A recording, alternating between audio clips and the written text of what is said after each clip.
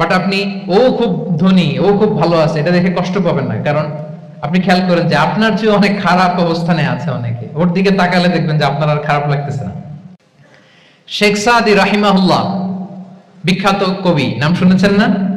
ওনার একবার পায়ে দেওয়ার মতো জুতা ছিল না। কি ছিল না? সবাই বলুন, কি ছিল না? জুতা।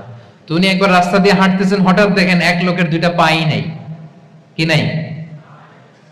শুকর গুজার হলেন, চিৎকার করে বললেন আলহামদুলিল্লাহ, যে আল্লাহ অনেক ভালো আছি, আমার জুতা নাই এজন্য মন খারাপ, ওর তো পাই নাই। হ্যাঁ, এজন্য বেঁচে যে আছি এজন্যই আলহামদুলিল্লাহ। লা ইন শাকারতুম লা আযীদান্নাকুম ওয়া লা ইন কাফারতুম ইন্না আযাবি লাশাদীদ। আল্লাহ বলেন যদি শুকরিয়া করো, শুকরগুজার হও, আমি আল্লাহ নিয়ামত বাড়িয়ে দেব। যদি নাশুকরি করো জেনে রাখো আমার শাস্তি কঠিন। তাহলে বেঁচে যে আছি এজন্যই কি পড়া উচিত? জাহাঙ্গীরনগর বিশ্ববিদ্যালয় আওয়াজ করেন, বেঁচে যে আছি এজন্য কি পড়বো? আপনি যে অবস্থানে থেকে খুশি না, ভাল লাগে না আপনার, যে হায় রে আমি তো লুজার, আমার কিচ্ছু নাই, আপনার এই অবস্থানে পৌঁছাটা অনেকের জন্য স্বপ্ন। মানে যেটা পেয়ে আপনি হ্যাপি না, অতটুকু হইতে পারাটা অনেকের কি স্বপ্ন। আপনাকে যদি জিজ্ঞেস করি ভাই কি চান, কি লাগবে বলেন, কি চান? তা আপনি বলবেন যে শেখ আমি ধনী হইতে চাই, আমার একটা ব্রাইট ক্যারিয়ার চাই, আমি টাকা চাই, আমি খ্যাতি চাই, আমি ক্ষমতা চাই, এটা চাই। কত যে চাওয়ার ফিরিস্তি আমাদের। আপনি একটু একটা ক্যান্সার হসপিটালে যান তো, ক্যান্সারের থার্ড স্টেজে চলে আসছে, ধুকে ধুকে লাস্ট স্টেজে চলে আসছে। আপনার তো অনেক কিছু চাই, আপনি ওকে একটু জিজ্ঞেস করেন যে ভাই আপনি কি চান? ও টাকা চায় না? ক্যান্সারের রোগী টাকা চাবে? খ্যাতি চাবে? ব্রাইট ক্যারিয়ার চায়? সে কি চায় বলেন তো একটু? সে একটু বাঁচতে চায়। যে ভাই তুমি কি চাও? বলবে আমি কিছু চাই না, একটু বাঁচতে চাই।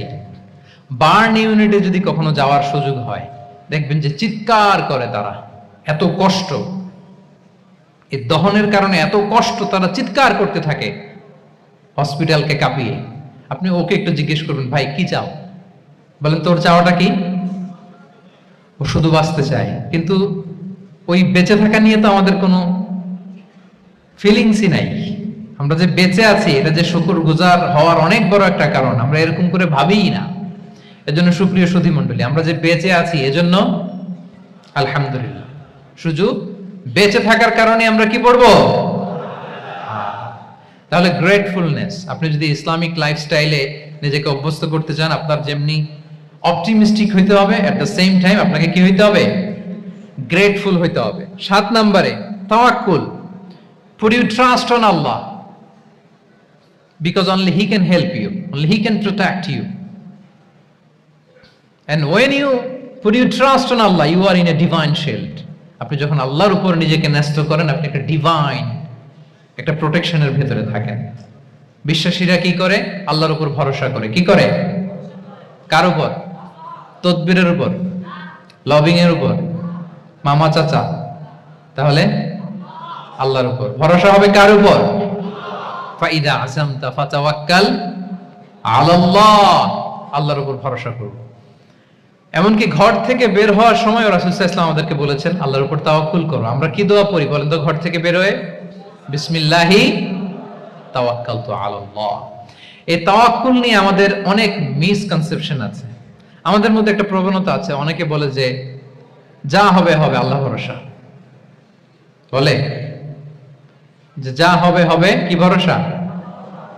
কথা বলতে হবে তো আমার সাথে। আপনারা কি বোরিং হচ্ছেন? ওরে আল্লাহ, অনেক রাত হয়ে গেছে, তো শেষ করে দেই তাহলে। আর কয়েক মিনিটের মধ্যে শেষ করবো ইনশাআল্লাহ। তাহলে অনেকের মধ্যে একটা প্রবণতা আছে, তারা বলে যে যা হয়েছে হয়েছে, কি ভরসা? যা করে আল্লাহ, আল্লাহ ভরসা। এটা it's not the concept of তাওয়াক্কুল। এটা তাওয়াক্কুল নয়। ইসলামে তাওয়াক্কুল is always at the second step. The first step is your effort. প্রথমে আপনি চেষ্টা করবেন, এরপরে আপনি আল্লাহর উপর তাওয়াক্কুল করুন। কিছু না করে যদি বলেন আমি আল্লাহ ভরসা, এটা আল্লাহ ভরসা হয়েছে? এটা আপনার মন গড়া একটা কথা হয়েছে, কিন্তু এটা তাওয়াক্কুল হয়? আমাদের অনেকে অলসতা, অকর্মণ্যতা, অপারগতা, হীনমন্যতা এগুলোর তাওয়াক্কুল বানায় ফেলেছে। হাত গুটায় বসে থাকবে, কাজ করবে না, অলস, আর বলে কি আল্লাহ ভরসা, রিজিকের মালিক আল্লাহ, কিছু করবে না আর বলে আল্লাহ ভরসা। প্রিয় ভাইরা, রাসূল সাল্লাল্লাহু আলাইহি ওয়াসাল্লাম তিনি অলসতা, অকর্মণ্যতা, হীনমন্যতা, কাপুরুষতা, ভীরুতা এগুলো থেকে আল্লাহর কাছে পানাহ চেয়েছেন। নিজের সাধ্যের সবটুকুন তিনি করেছেন, তারপরে আল্লাহ ভরসা করেছেন। এবং পাখিকে ইসলামে তাওয়াক্কুলের মডেল বানানো হয়েছে। রাসূল সাল্লাল্লাহু আলাইহি ওয়াসাল্লাম বলেন, লাউ আন্নাকুম তাতাওয়াক্কালুনা আলাল্লাহি হাক্কা তাওয়াক্কুলিহি লা রাযাকাকুম কামা ইয়ারযুকুত তুয়ুর তাগদু খিমাসান ওয়া তারুহু বিতানা। মানে তোমরা যদি পাখির মতো তাওয়াক্কুল করো, তাহলে পাখিকে আল্লাহ যেমন রিজিক দেয় তোমাদেরকেও রিজিক দিবে। পাখি কি করে বলেন তো? প্রতিদিন সকালবেলায় ওর ঘরের ভিতরে বসে বলে যে আল্লাহ ভরসা, বলে বরঞ্চ কি করে সে সকাল সকাল কিচির মিচির রবে দিক দিগন্ত মাতিয়ে সে বের হয়ে যায়, সারাদিন ঘুরতে থাকে। তাহলে খালি পেটে সকালবেলায় পাখিগুলো বের হয়ে যায়, আকাশে বাতাসে ছুটে বেড়ায়, আর বিকেল বেলায় ওদর পূর্তি করে প্রতিটা পাখিকে তার নিড়ে ফিরিয়ে দেয় কে? আপনারা তো বোঝা অনেক সহজ। এটা তো নাকি একেবারে আপনাদের জাহাঙ্গীরনগর, এটা তো নাকি পাখিদের অভয়ারণ্য শুনলাম আমি, কখনো আসা হয়নি আমার, দিনের বেলা আসা দরকার ছিল, তাহলে আপনাদের ক্যাম্পাস বিউটি আমি দেখতে পেতাম। তো পাখি কিন্তু বসে থাকে না, সকালে কি করে? খালি পেটে পাখিগুলো বেরিয়ে যায়, ওরা ওদের রোল প্লে করে, চেষ্টা করে, এরপরে বিকেল বেলা ওদর পূর্তি করে তাদেরকে নেড়ে ফিরিয়ে দেয় কে? তাহলে পাখিকে তাওয়াক্কুলের মডেল বানানো হয়েছে। আপনি হাত গুটিয়ে বসে থেকে বললেন আল্লাহ ভরসা, এটা হয়েছে না। আপনি আপনার সর্বোচ্চটুকুন চেষ্টা করবেন, সব করার পরে এরপরে আপনি বলবেন আল্লাহ ভরসা। তাহলে তাওয়াক্কুল হলো প্রথমে যে কোনো জিনিস অ্যাচিভ করার জন্য পরিকল্পনা করা, তারপর সে পরিকল্পনা বাস্তবায়নের উপায় বের করা, তারপর বিভিন্ন উপায় উপকরণের সাহায্য নিয়ে সেটা অ্যাচিভ করার জন্য প্রাণান্তকর প্রচেষ্টা চালিয়ে যাওয়া, অবশেষে ফলাফলের জন্য কার উপর নির্ভর করা। দিস ইজ কল্ড তাওয়াক্কুল। এখন আমি কিছুই করলাম না, বললাম যে যা করে আল্লাহ, তাওয়াক্কুল হয়েছে তো না? আমাদের সমাজে দুইটা ধারণা, কেউ কেউ বলে আরে আমি তো সব করব, তাওয়াক্কুলের দরকার কি? Absolutely wrong. আবার অনেকে মনে করে আল্লাহই সব করে দিবে, এটাও absolutely wrong. The concept of Islam is in between this two extreme lines. এই দুইটার মাঝখানে হচ্ছে তাওয়াক্কুল। তাহলে তাওয়াক্কুলের মেকানিজম হচ্ছে আমার সাধ্যের সবটুকুন আমি করব, তারপরে আল্লাহ সাহায্য আসবে, সেজন্য আমি তাওয়াক্কুল করব। আপনারা মুসা আলাইহিস সালামের ঘটনা জানেন। উনি যখন বনি ইসরাইলকে নিয়ে লোহিত সাগরের সামনে আসলেন, ফেরাউন তার সৈন্য নিয়ে ধাওয়া করলো, আল্লাহ তাআলা সাথে সাথে কি রাস্তা বানাই দিলেন নাকি? সাগরের মাঝখানে না। আল্লাহ বললেন আনিদ্রিব বিআসাকাল বাহর, লাঠি দিয়ে একটা বাড়ি মারো সাগরে। মুসা আলাইহিস সালাম বাড়ি না মারলে তো আল্লাহ রাস্তা বানাতে পারতেন না, না পারতেন না? পারতেন, কিন্তু এটা তাওয়াক্কুলের মেকানিজম নয়। ওনাকে বলেছেন বাড়ি মারো, উনি লাঠি দিয়ে বাড়ি মারলেন, বিশাল রাস্তা হয়ে গেল।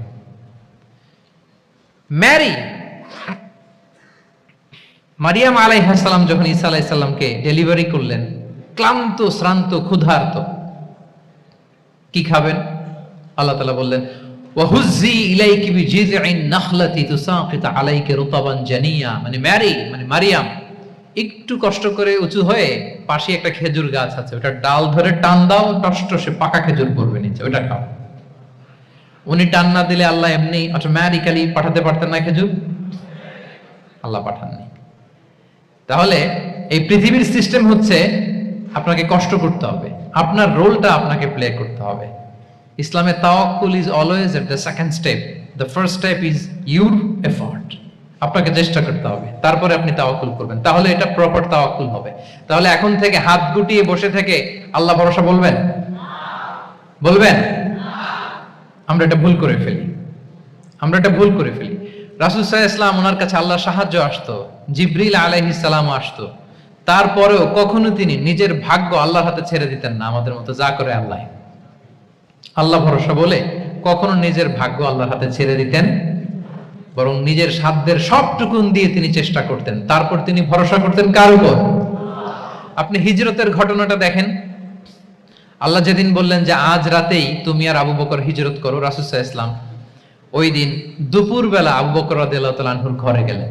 তিনি কখনো দুপুর বেলা বেরোন না, তিনি কখনো মাস্ক পরে বেরোতেন না, সেদিন তিনি মাস্ক পরে বেরোলেন, খারাজা মুতাকান্নিয়ান, মুখ ঢেকে বেরোলেন।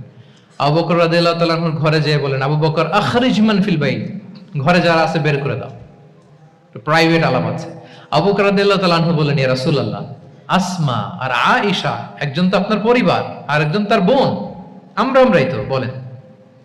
রাসূল সাল্লাল্লাহু আলাইহি ওয়াসাল্লাম আশ্বস্ত হলেন, বললেন যে আজ রাতেই আমরা হিজরত করব, আজ রাতেই। মক্কা থেকে মদিনা হচ্ছে উত্তর দিকে, কোন দিকে? আপার নর্থ। তিনি মক্কা থেকে মদিনায় হিজরত করবেন উত্তরে, কিন্তু তিনি বের হলেন দক্ষিণ দিক দিয়ে, শত্রুর চোখে ধুলি দেওয়ার জন্য। দেখেন, দিনের বেলা বেরোলেন না, রাতে বেরোলেন। দেখেন, একটার পর একটা প্রিকশন। দুপুরে বেরোলেন, চেহারা ঢেকে বেরোলেন, প্রাইভেসি মেনটেন করলেন। ডেস্টিনেশন এদিকে, বের হলেন এই দিক দিয়ে, সবার চোখের অন্তরালে তিনি বের হলেন। এবং তিনি আবু বকর রাদিয়াল্লাহু তাআলা আনহুকে বললেন, সবাই যেই পথে মদিনা যায় আমরা কিন্তু ওই পথে যাব না, ক্যারাভান গুলো যেই পথে যায় ওই পথে না, সাওয়াহিলি একটা আনইউজুয়াল রুট ধরে আমরা যাব, সাগরের পার ঘেঁষে ঘেঁষে, যাতে ওরা বুঝতে না পারে। এই জন্য আবু বকর রাদিয়াল্লাহু তাআলা আনহু একজনকে ভাড়া করলেন, আব্দুল্লাহ ইবনে উরাইকেত নামে, যে আনইউজুয়াল রাউটটা চিনে, যে সাগরের পাশ ঘেঁষে চলে যাওয়া পথ দিয়ে মক্কা থেকে রাসূল সাল্লাল্লাহু আলাইহি ওয়াসাল্লামকে মদিনায় পৌঁছায়। দুইটা উট তিনি 2 মাস ধরে এটাকে নার্চারিং করে রাখলেন। 3 দিন আবু বকর রাদিয়াল্লাহু তাআলা আনহু এবং রাসূল সাল্লাল্লাহু আলাইহি ওয়াসাল্লাম গারে সাউরে অবস্থান করলেন 3 দিন, যাতে করে বুঝতে পারেন যে মক্কায় তাদের ব্যাপারে কি বলা হয়। এবং আবু বকর রাদিয়াল্লাহু তাআলা আনহুর ছোট্ট ছেলে আব্দুল্লাহকে অ্যাসাইন করা হলো যে, আব্দুল্লাহ, তুমি তো ছোট মানুষ, তুমি প্রতিদিন মক্কার বাজারে যেয়ে শুনবা যে আমাদের ব্যাপারে কুরাইশরা কি বলে। নিশ্চয়ই তারা তন্ন তন্ন হয়ে আমাদেরকে খুঁজবে, না পেয়ে ওরা কি কি পলিসি নেয় এটা এসে আমাদেরকে জানাবো। সুবহানাল্লাহ।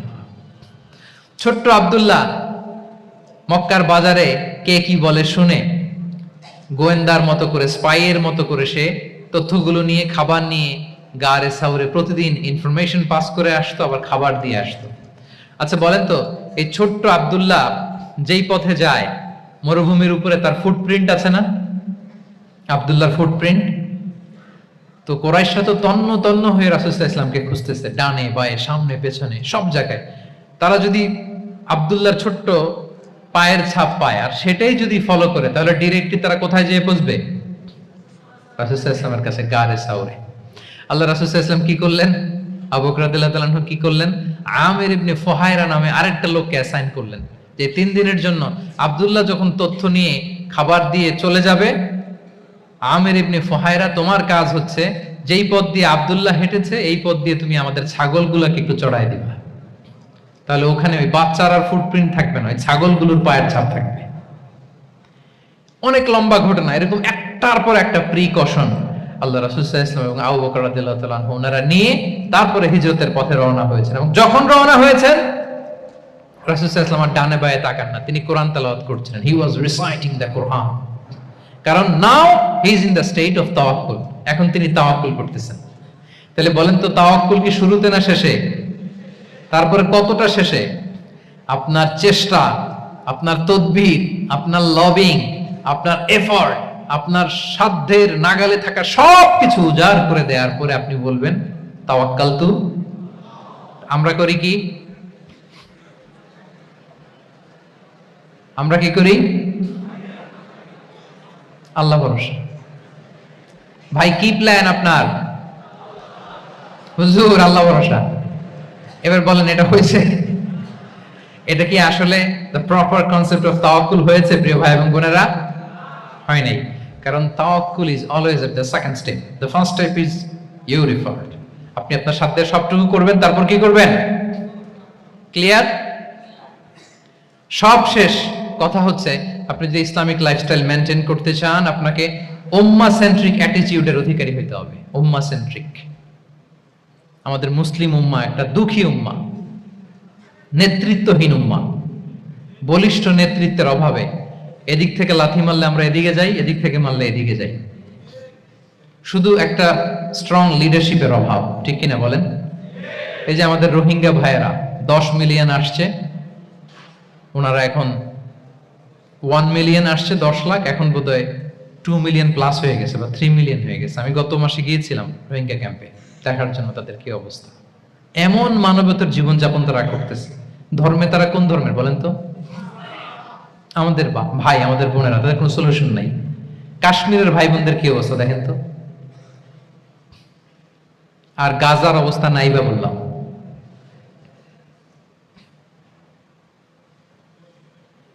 পাখির মতো গুলি করে মারা হয়েছে, মসজিদ ধ্বংস করা হয়েছে, এমনকি খ্রিস্টানদের গির্জা ধ্বংস করা হয়েছে। একটা লিডারশিপের, একটা স্ট্রং লিডারশিপের অভাবে আজকে আমাদের এই অবস্থা। এজন্য আপনি যদি ইসলামিক লাইফস্টাইলের কথা বলেন, অফকোর্স আপনাকে উম্মাহ সেন্ট্রিক মেন্টালিটির হতে হবে। এই দুঃখী উম্মাকে নিয়ে আপনার প্রজেক্ট থাকতে হবে। আমরা আমাদের নিজেদের শক্তি, সম্ভাবনা, ঐতিহ্য এগুলো একেবারে ভুলতে বসেছি। আমরা যে যোদ্ধা ছিলাম, আমরা যে বিজয়ী ছিলাম, আমরা বেমালুম ভুলেই গিয়েছি। জ্ঞান বিজ্ঞানে একসময় আমরা লিড দিয়েছি, ঠিক কিনা বলেন? আমাদের জাবের ইবনে হাইয়ান ছিল, আমাদের আল বিরুনি ছিল, আমাদের আল ইদ্রিসি ছিল, আমাদের আল ফারাবি ছিল। এই নলেজ এখন ওয়েস্টে ট্রান্সফার হয়েছে, সেই নলেজ আবার ট্রান্সফার হয়ে আমাদের করতলগত একদিন হবে ইনশাআল্লাহ। তো এই প্রজেক্ট তো আমাদের নাই। একদিন যে আমাদের হাতে আসবে, হুজুর আল্লাহ ভরসা নাকি? শুধু আল্লাহ ভরসা বলে বসে থাকলে হবে? সেলফ সেন্টার্ড হওয়া যাবে না, উম্মাহ সেন্ট্রিক আমাদেরকে হইতে হবে। উম্মার জন্য আপনার হৃদয়ে একটা দরদ থাকতে হবে। অন্যের জন্য কাজ করার একটা মেন্টালিটি আমাদের গ্রো করতে হবে। যারা অন্যের জন্য করে তারা জানে যে এটাতে কি সুখ, কি মজা। আপনি অন্যকে দান করে দেখেন, একটা সুখানুভূতি আপনার মধ্যে কাজ করবে। এবং রাসূল সাল্লাল্লাহু আলাইহি ওয়াসাল্লাম বলেন, আল্লাহু ফি আউনিল আবদি মা দামাল আবদু ফি আউনি আখিহি। আল্লাহ তাআলা ততক্ষণ পর্যন্ত বান্দার সাহায্যে থাকে, ওই বান্দার, যতক্ষণ পর্যন্ত এই বান্দা তার ভাইয়ের সাহায্যে থাকে। এজন্য আমাদের প্রতিটি কাজে, পদক্ষেপে আমাদের নির্যাতিত ভাইয়েরা যেন তারা আমাদের চিন্তায় থাকে, তারা যেন আমাদের দোয়ায় থাকে, আমাদের সহযোগিতায় থাকে, এবং উম্মার জাগরণে যেন নিবেদিত হয় আমাদের সকল এফোর্ট, সকল প্রজেক্ট, সকল প্রচেষ্টা। কি পারা যাবে কিনা বলেন? উম্মার জন্য এরকম স্যাক্রিফাইসিং মেন্টালিটি আমাদের থাকার দরকার আছে না নাই বলেন? তাহলে উম্মাহ সেন্ট্রিক মেন্টালিটি আমাদের করতে হবে সম্মানিত সুধী মণ্ডলী। তাহলে ইসলামিক লাইফস্টাইল নিয়ে যদি আমরা কথা বলি, আমাদের উম্মাহ সেন্ট্রিক হওয়ার কোনো বিকল্প নাই। আমি যদি পুরো আলোচনার সামারি করি, তাহলে বলতে হবে, শুরুতে আমি যেটা বলেছিলাম যে এখানে পিক এন্ড চুজ করে ইসলামিক লাইফস্টাইল অ্যাডাপ্ট করার আমাদের কোনো সুযোগ মনে আছে? যে কথা দিয়ে শুরু করেছিলাম, পিক এন্ড চুজ করা যাবে মন মতো না, পুরোটাই মানতে হবে। এবং 8টা, মোস্ট লাইকলি 8টা core values of Islamic lifestyle আমি আপনাদের সাথে শেয়ার করেছি। একটু যদি রিকল করি, 1 নম্বরে কি বলেছিলাম বলেন তো? হালাল, হালাল মেনটেন করতে হবে, হারামের সাথে আমাদের কোনো সম্পর্ক। 2 নম্বরে প্রোডাক্টিভিটি। 3 নম্বরে ফিতরা বেসড লাইফস্টাইল হতে হবে। 4 নম্বরে মডেস্টি। 5 নম্বরে হতাশ হওয়া যাবে না, মনকে তুমি বুঝিয়ে বলো আল্লাহ আছেন আমার সাথে, অপটিমিজম। তারপরে আল্লাহর উপর ভরসা করা, গ্রেটফুলনেস। 7 নম্বরে কোনো কিছু না করে, হ্যাঁ, সবকিছু করার পরে, মাশাআল্লাহ, অ্যাবসলিউটলি রাইট আনসার। সবকিছু আমার সাধ্যের সবটুকুন করার পরে কি করব? কার উপর তাওয়াক্কুল করব, এবং আমরা উম্মাহ সেন্ট্রিক চিন্তা লালন করব, উম্মাহ কেন্দ্রিক। পারা যাবে তো? এই কোর ভ্যালিউজ গুলো যদি আপনি মেনটেন করেন, this would be the Islamic lifestyle. সম্মানিত সুধী, ইসলাম আমাদেরকে যে লাইফস্টাইল প্রেসক্রাইব করেছে, সেই প্রেসক্রাইব লাইফস্টাইলে আমাদেরকে সাবস্ক্রাইব করতে হবে। এর বাইরে মুসলিমের কোনো লাইফস্টাইল থাকতে পারে? এর বাইরে অন্য কোনো লাইফস্টাইল আল্লাহর কাছে গ্রহণযোগ্য হতে পারে? আল্লাহ তাআলা আমাদের সবাইকে কথাগুলো বোঝার ও আমল করার তৌফিক দান করুন। সম্মানিত সুধী মণ্ডলী, আমি আবারও পাঠশালাকে শুকরিয়া জানাই, বিশ্ববিদ্যালয় কর্তৃপক্ষকে শুকরিয়া জানাই, এবং দীর্ঘ 1 ঘন্টারও বেশি সময় ধরে আপনারা যারা এই লম্বা আধুনিক যুগে ইসলামিক লাইফস্টাইল শিরোনামের এই সেমিনারে অংশগ্রহণ করলেন, আপনাদের সবাইকে আবারও প্রাণ ঢালা শুভেচ্ছা এবং অভিনন্দন জানিয়ে আমার আলোচনা এখানে আমি শেষ করছি। হাদা মা ইনদি ওয়াল ইলমু ইনদাল্লাহি আলাইহি তাওয়াক্কালতু ওয়া ইলাইহি উনীব। আসসালামু আলাইকুম ওয়া রাহমাতুল্লাহি ওয়া বারাকাতুহু। খুব সহজে যদি বলি, ইসলামিক লাইফস্টাইল হচ্ছে যে লাইফস্টাইল কোরআন সুন্নাহ থেকে উৎসারিত, এবং যে লাইফস্টাইল হচ্ছে এন্ডোর্সড বাই ইসলাম, যে লাইফস্টাইল আমাদের প্রিয় নবী মুহাম্মদ রাসূলুল্লাহ সাল্লাল্লাহু আলাইহি ওয়া আলিহি ওয়াসাল্লাম তিনি নিজে লিড করে দেখিয়েছেন আমাদেরকে, এটাই হচ্ছে ইসলামিক লাইফস্টাইল। আই রিপিট, যে লাইফস্টাইল কোরআন সুন্নাহ থেকে উৎসারিত, যেই লাইফস্টাইলকে ইসলাম এন্ডোর্সড করে, এবং যে লাইফস্টাইল আল্লাহ রাসূল সাল্লাল্লাহু আলাইহি ওয়া আলিহি ওয়াসাল্লাম আমাদেরকে তিনি লিড করে দেখিয়েছেন, এটা একটা কমপ্লিট প্যাকেজ, একটা হোলিস্টিক প্রজেক্ট। এখানে কাটছাট করার সুযোগ নেই, মানে পিক এন্ড চুজ করার সুযোগ নেই। আমার পুরো জীবনটাকেই ইসলামে অনুশাসন দিয়ে যদি আমরা পরিচালিত করি, ইসলামের ছাঁচে যদি সাজাই, সেটা হবে ইসলামিক লাইফস্টাইল। এখানে পিক এন্ড চুজের কোনো সুযোগ নাই। মানে মুসলিম হইলে পার্ট টাইম মুসলিম হওয়া যায় না, ফুল টাইম মুসলিম হইতে হয়। মানে জীবনের প্রতিটা অঙ্গনে ইসলামকে আমাদের প্র্যাকটিস করতে হবে, কারণ আমরা জানি ইসলাম মানে হচ্ছে complete submission to the order of Allah, to the wish of আল্লাহ।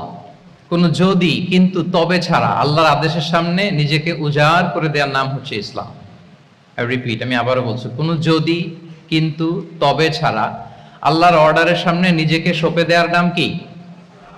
ইসলাম। সবাই বলুন তো, আল্লাহর আদেশের সামনে কোনো যদি, কিন্তু, তবে ছাড়া নিজেকে সাবমিট করা, এই সাবমিসিভ অ্যাটিটিউডের নাম কি? সবাই বলুন তো। তাহলে আপনি পিক এন্ড চুজ করতে পারবেন না, যে এটা আমার ভাল লাগে, এটা আমার সাথে যায়, সো আমি এটা নিলাম, এটা আমার সাথে যায় না, সো এটা থেকে আমি দূরে থাকলাম, তাইলে এটা ইসলামিক লাইফস্টাইল হলো না। এই কনসেপ্টটা কি ক্লিয়ার সবার কাছে? এটা একটা total package, it's a total project, it's a holistic programme. আপনি আপনার সুবিধা মতো এখানে কাটছাট করতে পারবেন না, নিলে পুরোটাই নিতে হবে। তো আমরা অনেকে আবার কাটছাট করি নিজের মন মতো। তাদেরকে উদ্দেশ্য করে আল্লাহ তাআলা বলছেন, আফাতুমিনুনা বিবা'দিল কিতাবি ওয়া তাকফুরুনা বিবা'দ। তোমরা কি আল্লাহর কিতাবের কিছু অংশ মানো আর কিছু অংশ তোমরা অস্বীকার করো? এটা তোমাদের পলিসি? জেনে রেখো, ওয়ার্নিং দিচ্ছেন যে তোমাদের পলিসি যদি এটা হয়, তাহলে এই দুনিয়াতে আছে তোমাদের জন্য লাঞ্ছনা, আর আখিরাতে তোমাদেরকে শাস্তির মুখোমুখি হতে হবে। তাহলে কাটছাট করার সুযোগ নেই। আমরা যেটা করি, নামাজ, রোজা, হজ, যাকাতের মতো এই যে আনুষ্ঠানিক ইবাদত গুলো, এগুলোতে আমরা ইসলামকে খুব মানি, ইসলামের অনুশাসন মানি। কিন্তু আমাদের ব্যক্তি জীবন, পারিবারিক জীবন, সামাজিক জীবন, আমার ডিলিংস গুলো, আমার ট্রেড, আমার বিজনেস, আমার ব্যবসা, আমার বিয়ে শাদী, আমার বিহেভিয়ার, এগুলোকে অনেক সময় আমরা ইসলামের অনুশাসন অনুযায়ী মানতে চাই না। এগুলোর ক্ষেত্রে আমরা অনেক সময় ইসলামের অনুগামী হই না। এইখানে একটা ঝামেলা রয়ে গেছে আমাদের। কিন্তু মূল কথা হচ্ছে, আপনি ইসলামকে মানলে দ্য টোটাল প্যাকেজ আপনাকে মানতে হবে। এখানে কাটছাট করার কোনো সুযোগ আছে? বলেন তো, আওয়াজ করে বলেন, কোন কাটছাটের সুযোগ কি আছে? কারণ কমপ্লিট প্যাকেজ, কমপ্লিট প্যাকেজ। জীবনের প্রতিটি অঙ্গনকে ইসলামের অনুশাসন দিয়ে সাজানো, বা জীবনের প্রতিটি অঙ্গনে ইসলামকে অনুশীলন করার নামই হচ্ছে ইসলামিক লাইফস্টাইল। মূলত ইসলামই একটা lifestyle. Islam is not merely a set of beliefs and rituals, rather it's a lifestyle. ইসলাম নিজেই একটা lifestyle that emphasizes justice, spirituality, integrity and modesty. আপনি যদি নিতে চান, আপনাকে পুরোটাই নিতে হবে, তাহলে কাটছাট করার সুযোগ নেই। এটা হচ্ছে প্রথম, first and foremost reminder tonight, যে ইসলাম একটা টোটাল প্যাকেজ, একটা কমপ্লিট প্রোগ্রাম, একটা হোলিস্টিক প্রোগ্রাম। এখানে পিক এন্ড চুজ করতে পারবো না আমরা। আপনি যদি আমাকে ইসলামী লাইফস্টাইলের উপরেই সেমিনারে কথা বলতে বলেন, I must say you have to take the entire package, পুরোটাই আপনাকে নিতে হবে। এই আইডিয়াটা ক্লিয়ার হয়েছে আমাদের সবার কাছে? সবার কাছে ক্লিয়ার তো? তাহলে পিক এন্ড চুজ করবো নাকি? শুনি নাই সবার কাছ থেকে। পিক এন্ড চুজ করা যাবে? কাটছাট করা যাবে? কিছু কিছু রুলস এন্ড রেগুলেশন আমার খুব ভালো লাগে, আমার জন্য খুব সুবিধা হয়, ওইটা নিলাম, বাকিগুলা কাটসাট করে দিলাম। তার মানে সহজভাবে পার্ট টাইম মুসলিম হওয়ার কোনো সুযোগ নেই, হলে ফুল টাইম হতে হবে। কাস্টমাইজড ইসলামের কোনো সুযোগ নেই, টোটাল প্যাকেজটাকে আমার অ্যাডাপ্ট করতে হবে। এটা হচ্ছে ইসলামিক লাইফস্টাইল। তো আজকের এই সেমিনারে আমি কিছু ট্রেটস বা the core values of Islamic lifestyle আপনাদের সাথে শেয়ার করবার চেষ্টা করব, যাতে করে ব্যাপারটা আরো ক্রিস্টাল ক্লিয়ার হয় যে আসলে what is Islamic lifestyle all about, আসলে এটা কি, কিভাবে এটা আমরা অ্যাডাপ্ট করব, কিভাবে এটার সাথে নিজেকে খাপ খাওয়াবো, কিভাবে এটা আমরা প্র্যাকটিস করব। তাহলে প্রাথমিক কথা অলরেডি ডান, যে কাটছাট আমরা করব না, পিক এন্ড চুজ করব না, টোটাল প্রোগ্রামটাই আমরা নেওয়ার চেষ্টা করব। তো এখন আমরা কিছু কোর ভ্যালিউজ এর কথা বলবো, যেগুলো দিয়ে ইসলামিক লাইফস্টাইলের মূল ধরনটা আমাদের কাছে ক্লিয়ার হবে। ইসলামিক লাইফস্টাইলের কথা যদি আমাদেরকে বলতে হয়, প্রথম যে ট্রেড, যে ক্যারেক্টারিস্টিক্স বা ভ্যালিউর কথা আমাকে বলতে হবে, সেটা হচ্ছে দ্য কনসেপ্ট অফ হালাল and haram. If there is no halal and হারাম, there is no Islamic lifestyle, for sure I am telling you. যদি হালাল হারাম না থাকে, এটা যদি আমরা মেনটেন না করি, এটা কোশ্চিন কালো ইসলামিক লাইফস্টাইল হবে না। আপনাকে হারাম থেকে যোজন যোজন দূরে থাকতে হবে, আর হালাল দিয়ে জীবনটাকে সাজাতে হবে। কারণ যেখানেই হালাল সেখানেই বারাকা। রিপিট, আমি আবারও বলছি, যেখানেই হালাল সেটার মধ্যে কি? হারামে কোনো বারাকা আছে? হারামে আছে অস্থিরতা, সাময়িক উন্মাদনা, এর ভেতরে বারাকা নাই। হালালের ভেতরে আল্লাহ তাআলা বারাকা ঢুকিয়ে দিয়েছে। আচ্ছা, আপনারা বলুন তো, গরুর গোশত খাওয়া এটা হালাল না হারাম? হালাল। কুকুরের গোশত খাওয়া হালাল না হারাম? আচ্ছা, গরু বছরে বাচ্চা দেয় কয়টা? গাভী? আচ্ছা, একটা। কুকুর দেয় কয়টা? কয়টা? 7টা, 8টা, 10টা? ফ্যামিলি প্ল্যানিং নাই তো? দেদারসে দিচ্ছে। আচ্ছা, গরু হালাল, কুকুর হারাম। গরু বাচ্চা দেয় কয়টা? কুকুর দেদারসে দিচ্ছে। তারপরেও বলেন, আমাদের এই যে বাংলাদেশে আমাদের কুরবানির ঈদে লক্ষ লক্ষ গরু জবাই হয়, বিয়ের অনুষ্ঠানগুলোতে এত গরুর গোশত আমরা খাই, প্রতিদিনের চাহিদা মেটানোর জন্য তো কত গরু কুরবানি করা হয়। এরপরেও বলেন, বাংলাদেশে গরু বেশি না কুকুর বেশি? সবাই বলেন, গরু বেশি না কুকুর বেশি? কারণ কি? হালাল। কারণ কি? এই হালালে বরকত ঢুকিয়ে দিয়েছে কে? তাহলে if there is no concept of হালাল এন্ড হারাম, there is no Islamic lifestyle. প্রথম core value of Islamic lifestyle হচ্ছে আপনাকে হালাল দিয়ে আপনার জীবনকে সাজাতে হবে। লা ইয়াদখুলুল জান্নাতা জাসাদুন গুযিয়া বিল হারাম। হারাম খেয়ে বর্ধিষ্ণু যে দেহ, সে দেহ আল্লাহর জান্নাতে প্রবেশ করবে না। মানে whatever you consume, it should be halal. এটা হালাল হইতে হবে। শুধু যেটা আপনি খাচ্ছেন এটাই না, কুলু মিম্মা ফিল আরদি হালালাম তাইয়্যিবা, আল্লাহ তাআলা বলেছেন যেটা কনজিউম করবো হালাল হবে, হালাল হতে হবে। তো এটা শুধু এত ন্যারো কনসেপ্ট না, আপনার জীবনের সবটাই হালাল হতে হবে। ইউর ফুড শুড বি হালাল, ইউর ড্রিঙ্ক শুড বি হালাল, ইউর ইনকাম শুড বি হালাল, ইউর ফ্যাশন শুড বি হালাল, ইউর এন্টারটেইনমেন্ট শুড বি হালাল। সবকিছু হালাল হইতে হবে। আমরা অনেকে যে ভুলটা করি, আমরা খাওয়ার ক্ষেত্রে শুধু হালাল খুঁজি, এরকম অনেকে করে, কিন্তু অন্যান্য ক্ষেত্রে হালাল হারামের বাছ বিছান নাই। আমি একটা উদাহরণ প্রায়ই দেই, দেখবেন যে আমাদের বাংলাদেশের সরকারি অফিসগুলোতে তো ঘুষ চলে নাকি? আল্লাহ ঘুষ থেকে এই জাতিকে তুমি হেফাজত করো। আচ্ছা, দেখবেন যে আমাদের বিভিন্ন সরকারি অফিসগুলোর মুসলিম কর্মকর্তারা, তারা ওয়াইন খায় না। আমি দেখেছি, থাইল্যান্ডে গিয়েছে, চায়না গিয়েছে অফিসের কাজে, ওখানে হালাল রেস্টুরেন্টগুলো খোঁজে, কারণ মুসলিম, তার হালাল খাইতে হবে। তো সে ওয়াইন খায় না, পর্ক খায় না, কারণ ইসলামে এটা হারাম। আবার অনেক হিন্দু কর্মচারী, সে আবার গরুর গোশত খায় না, কারণ কি তার ধর্মে ওইটা হারাম। কিন্তু এই মুসলিম কর্মচারী, হিন্দু কর্মচারী দুইজনের নির্বিশেষে মাশাআল্লাহ ঘুষ খায়। এরকম হয় না? দেখেন, মুসলিম ওয়াইন খায় না, পর্ক খায় না, তার ধর্মে হারাম। আমার হিন্দু ভাই গরুর গোশত খায় না, এটা তার ধর্মে হারাম। কিন্তু ঘুষ আবার দুই ধর্মে হালাল নাকি? হ্যাঁ, হালাল। তার মানে ওই যে pick and choose, You got the point, right?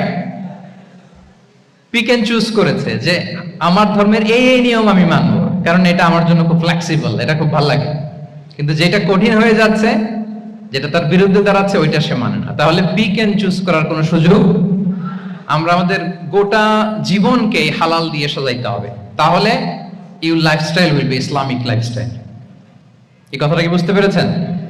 তাহলে ইউর ফুড শুড বি হালাল, ইউর ড্রিঙ্ক শুড বি হালাল, ইউর ফ্যাশন শুড বি হালাল, ইউর ইনকাম শুড বি হালাল, ইউর এন্টারটেইনমেন্ট শুড বি হালাল, even your relationship should be হালাল। ব্যাপার কি? এটার এত আওয়াজ বেড়ে গেল।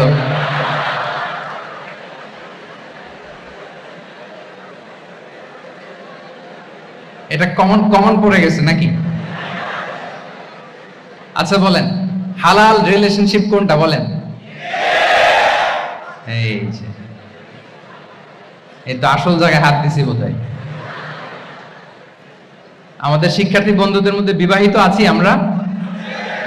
হ্যাঁ, কারা কারা আছে দেখি তো।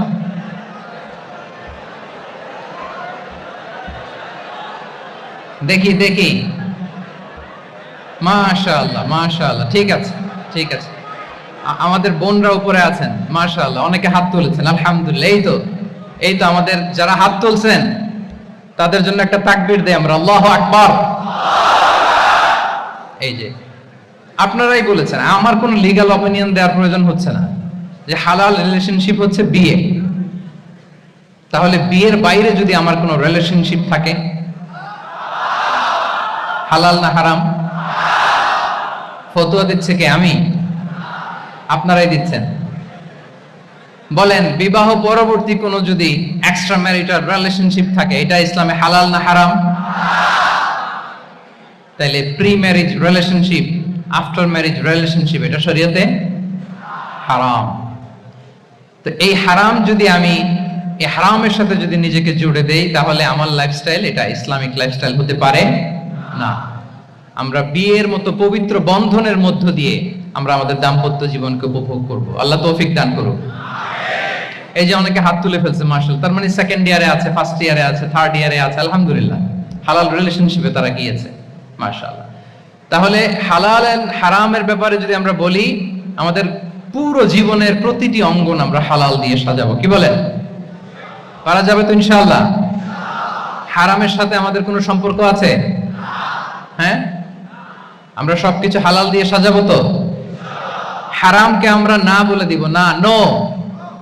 আজকের এই জহির রায়হান মিলনায়তন, না এটা কি নাম? জহির রায়হান মিলনায়তনের এই হল রুম থেকে হারামকে আমরা লাল কার্ড দেখাই দিলাম। কি বলেন? হারামকে আমরা নো বলবো, আওয়াজ করে বলুন নো। ওকে, নো টু হারাম। তাহলে দ্য কনসেপ্ট অফ হালাল এন্ড হারাম আশা করি আমাদের কাছে ক্লিয়ার। আমরা হালাল দিয়ে নিজেদের জীবনকে সাজাবো, হারামের সাথে আমাদের কোনো সম্পর্ক নাই। তাহলে একটা ট্রেড আমরা শেয়ার করলাম, একটা কোর ভ্যালু শেয়ার করলাম, যে আমরা যদি হালাল মেনটেন করতে পারি আমাদের জীবনে, এটা হচ্ছে one of the core values of Islamic lifestyle. 2 নম্বর হচ্ছে, ইসলামিক লাইফস্টাইলটা বেসিক্যালি এটা একটা প্রোডাক্টিভ লাইফস্টাইল। মানে ইসলামী লাইফস্টাইল আমাদেরকে প্রোডাক্টিভ হতে উদ্বুদ্ধ করে। আপনার দিন শুরু হবে অনেক সকালে, প্রোডাক্টিভিটি নিয়ে অনেক লম্বা আলোচনা করা যেতে পারে। আমি ছোট্ট একটা পয়েন্ট যদি আজকের এই হলরুমে শেয়ার করি প্রোডাক্টিভিটি নিয়ে, যে ইসলামিক লাইফস্টাইল হচ্ছে আপনি একেবারে সকাল সকাল আপনার দিন শুরু করবেন। Early to bed and early to rise makes a man healthy, wealthy. সবাই তো শিখেছি এটা, যে আগে আগে ঘুমোতে যাও, আগে আগে ঘুম থেকে জাগো, তুমি ধনী হবে, তারপর তুমি প্রজ্ঞাবান হবে, তুমি সুস্বাস্থ্যের অধিকারী হবে। এটা হচ্ছে ইসলামিক লাইফস্টাইলের একটা কোর ভ্যালিউ। সকাল সকাল দিন শুরু করা, মানে সানরাইজের আগে আমার সকাল শুরু হবে। কাজী নজরুলের যে কবিতা, সূর্যি মামা জাগার আগে উঠবো আমি জেগে, পড়েছি আমরা সবাই, কিন্তু হয়তো মানা হয় না। তো এই যে সকাল সকাল ঘুম থেকে ওঠা, এটা যদি আপনার মধ্যে না থাকে, এটা ইসলামিক লাইফস্টাইল হতে পারে না। You must be a morning person. সকাল সকাল উঠতে হবে। আপনার সময় এমন ভাবে মেনটেন করবেন আপনি, যে সকাল সকাল ফজরের পর থেকে আপনি অ্যাক্টিভ। তার মানে you have to wake up early, you have to sleep early. একজন মর্নিং পারসন যদি না হন, এটা ইসলামিক লাইফস্টাইল হবে না। এর কারণ আল্লাহ রাসূল সাল্লাল্লাহু আলাইহি ওয়া আলিহি ওয়াসাল্লাম আমাদেরকে সকালে জেগে থাকার ব্যাপারে ইন্সপায়ার করেছেন, এবং তিনি দোয়া করেছেন এই উম্মার জন্য স্পেশালি, যে এই সময়টা এটা full of baraka, full of blessings. তিনি দোয়া করেছেন, আল্লাহুম্মা বারিক লি উম্মতি ফি বুকুরিহা। আল্লাহ এই উম্মতের বুকুরটা, মানে সকালের সময়টা, লেটস সে সানরাইজের পরে 3-4 ঘন্টা, এই সময়টাকে আল্লাহ আপনি বরকত দিয়ে ভরে দেন। এই সময়টাতে ঘুমানো যাবে না, এটা হচ্ছে বরকতের সময়। এবং আল্লাহ রাসূল সাল্লাল্লাহু আলাইহি সাল্লাম যদি কোনো সামরিক অভিযান প্রেরণ করতেন, এই টাইমে প্রেরণ করতেন, এই বুকুরের টাইমে। এবং সাহাবারা তাদের কোনো ট্রেড ক্যারাভান, ব্যবসায়িক কাফেলা যখন সেন্ড করতেন, এই টাইমটাতে সেন্ড করতেন, কারণ এই টাইমটাতে বারাকা। তো এখন নিজের সাথে মিলিয়ে নেন যে এই টাইমটাতে আমরা কি করি। আমি জানি না আপনাদের কি অভ্যাস। আমি এসে তো শুনলাম যে জাহাঙ্গীরনগর বিশ্ববিদ্যালয়ে নাকি যতজন শিক্ষার্থী, মানে ততজনের জন্য এখানে আবাসনের ব্যবস্থা আছে। বাংলাদেশের কোনো ইউনিভার্সিটিতে নাকি এটা নাই। আলহামদুলিল্লাহ, অসাধারণ প্রিভিলেজ, এখানে অনেক সুন্দর সুযোগ। তো এখন বলেন, আপনাদের সকালের রুটিন কি বলেন? ঘুমিয়ে থাকেন না জেগে থাকেন? হ্যাঁ, আচ্ছা, ফজরের পরে আমরা ঘুমাই কারা কারা দেখি? সর্বনাশ। আচ্ছা ঠিক আছে, হাত নামান। আচ্ছা, ফজরের পরে আমরা একটু এক্সারসাইজ করি, পড়াশোনা করতে বসি কারা কারা? মাশাআল্লাহ, আছে কিছু, ঠিক আছে, হাত নামান। এবার 2 বারের 1 বারও যারা হাত তুলেননি তারা হাত তুলেন। আপনারা কি করেন? এইটা হ্যাঁ, ডিভাইস। তো সম্মানিত সুধী মণ্ডলী, আল্লাহুম্মা বারিক লি উম্মতি ফি বুকুরিহা। আপনারা আমাকে এনেছেন ইসলামিক লাইফস্টাইল নিয়ে বলতে, তো আমাকে বলতেই হবে, ফজরের পরে ঘুমানো চলবে। প্রথমে আমরা হারামকে না বলে দিলাম, এবার আমরা না করে দিব কোনটাকে? হ্যাঁ, ফজরের পরে আজকে থেকে কোনো ঘুম চলবে। যদি আপনি চান, একটু দূরে সরাইতে হবে, এই যে ড্রোনগুলো একটু দূরে সরাইতে হবে। ফজরের পরে আজকে থেকে, আমি এখানে জবরদস্তি করব না, শুধু আপনাদের সামনে আমি প্রেজেন্ট করছি। যদি সেমিনারের যে টপিক নিয়ে আপনারা শুনতে এসেছেন, এটা যদি আপনি অ্যাডাপ্ট করতে চান, অনুশীলন করতে চান, হ্যাঁ, ফজরের পরে আজকে থেকে কোনো ঘুম চলবে। এই সময়টাতে অনেক বারাকা আছে। তো কি করতে হবে? এটার জন্য আগে আগে ঘুমোতে হবে। কি বলেন? অনেকে ফজরের এই বরকতময় সময়টা তারা ঘুমাতে ঘুমাতে মিস করে। এর কারণ দেরিতে ঘুমোতে যাওয়া। আগে আগে ঘুমানোর অভ্যাস করতে হবে। কিন্তু আগে তো ঘুম আসে না, তাই না? এই যে ডিভাইস আমাদেরকে ঘুমাতে দেয় না, আমাদের শান্তির ঘুম কেড়ে নিছে এই ডিভাইস। এই ডিভাইস অ্যাডিকশন, স্ক্রিন আসক্তি, স্ক্রিন আসক্তি আমাদের শান্তির ঘুমকে কি করেছে? কেড়ে নিয়েছে। আল্লাহ তাআলা রাতকে বানিয়েছেন ঘুমের জন্য। ওয়াজআলনা লাইলা লিবাসা। লিবাস মানে আবরণ। আমি রাতকে বানিয়েছি পোশাকের মতো আবরণ করে, যে আবরণ রাত্রিবেলা নিঝুম নিস্তব্ধ অন্ধকার দিয়ে ছেয়ে দেয়। ফলে মেলাটিন নামে একটা হরমোন নিঃসরিত হয়, আমাদের ঘুম ঘুম ভাব আসে। ঘুমের জন্য আল্লাহ তৈরি করেছেন রাতকে। এরপরে আল্লাহ তাআলা বললেন, ওয়াজআলনা নাহারা মাআশা। আর দিনকে বানিয়েছি আমি প্রাণ চঞ্চল করে, দিনে আমরা কাজ করব। তাহলে রাতে আগে আগে ঘুম, আর দিনের বেলা আল্লাহ তাআলা আমাদেরকে কাজ করার জন্য সৃষ্টি করেছেন। কিন্তু এই সাইকেলটাকে আমরা ঘুরাই ফেলছি। রাতে যত দেরি করে আপনি ঘুমাবেন, সকালে ঠিক তত দেরি করে আমাকে উঠতে হয়। ঠিক কিনা বলেন? তাহলে ফজরের পর বকুর পিরিয়ড অফ টাইমটাকে কাজে লাগাতে হলে রাতে আমাদেরকে আগে ঘুমাতে যেতে হবে। রাতে কি করতে হবে? আগে ঘুমোতে যেতে হবে। তাহলে 1 নম্বরে কি বললাম? কনসেপ্ট অফ হালাল এন্ড হারাম। 2 নম্বরে বললাম প্রোডাক্টিভিটি। ইসলামিক লাইফস্টাইল হচ্ছে একটা প্রোডাক্টিভ লাইফস্টাইল। এটা মেনটেন করতে হলে প্রোডাক্টিভিটির অনেক কথা। একটা কথা হচ্ছে সকাল সকাল আপনার দিন শুরু করুন। কি পারা যাবে তো ইনশাআল্লাহ? সবাই একসাথে পড়ে ইনশাআল্লাহ। এই যে আমাদের দেরি করে রাতে ঘুম আসে, স্ক্রিন আসক্তি, এই ডিভাইস আমাদের আরামের ঘুম কেড়ে নিছে কেন জানেন? এর কারণ হচ্ছে আল্লাহর দেয়া যে ফিতরাত, এই ফিতরাতকে আমরা উল্টে দিয়েছি। ফিতরাত শব্দটার সাথে আপনাদের পরিচয় আছে? হ্যাঁ, the innate characteristics of a human being. একটা মানুষের যে যে ক্যারেক্টারিস্টিক্স, যে ইননেট স্বভাব দিয়ে আল্লাহ তাআলা তৈরি করেছেন, নেচার, এটাকে আরবিতে বলে ফিতরাত। এই ফিতরাতের বিরুদ্ধে কিছু করা যাবে না। ইসলামিক লাইফস্টাইল হচ্ছে ফিতরা বেসড লাইফস্টাইল। ফিতরাতাল্লাহিল্লাতী ফাতারান নাসা আলাইহা লা তাবদীলা লিখালকিল্লাহ।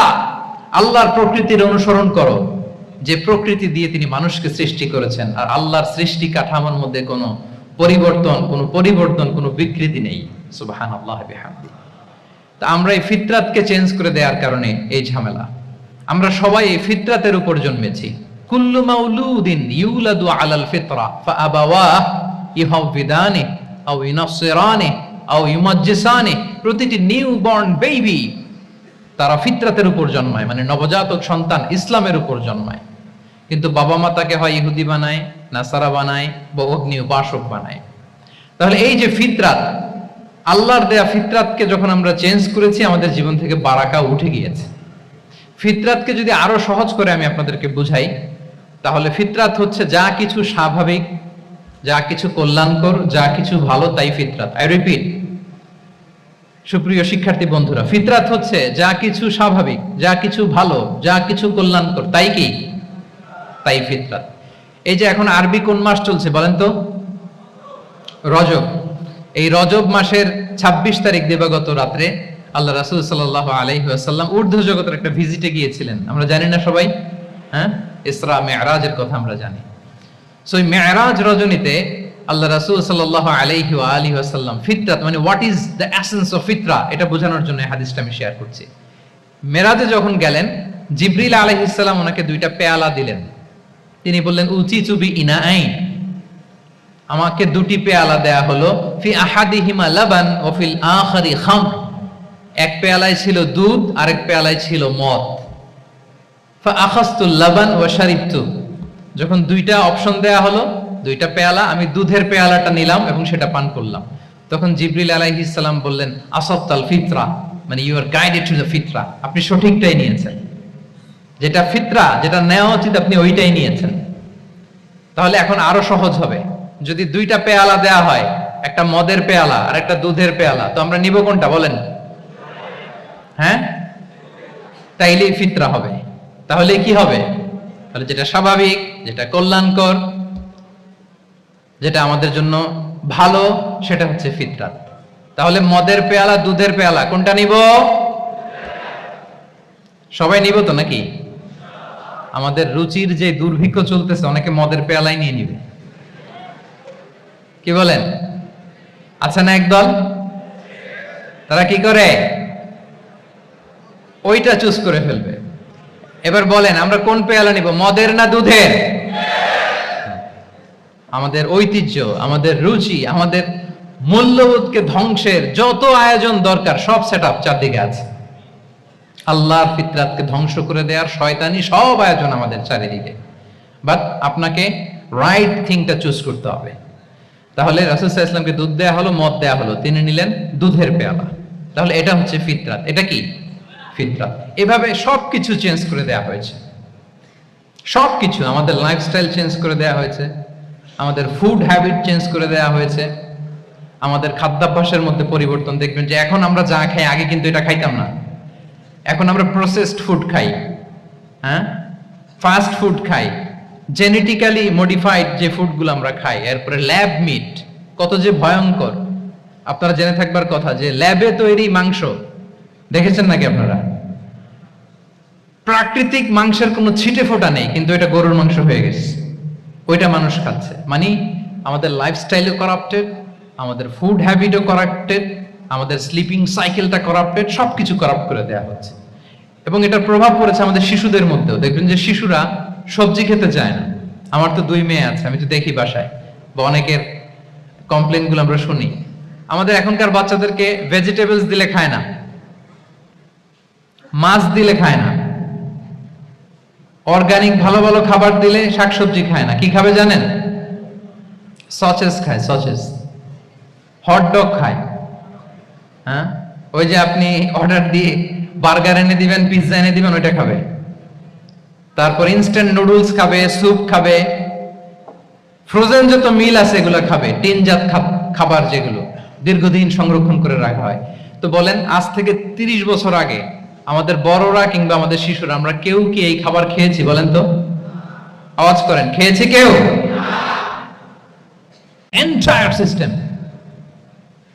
কেন আমরা ইসলামিক লাইফস্টাইল নিয়ে কথা বলছি এখন? কারণ আমাদের পুরো সিস্টেমটাই, আমাদের পুরো ফিতরাতটাই ওরা চেঞ্জ করে দিয়েছে।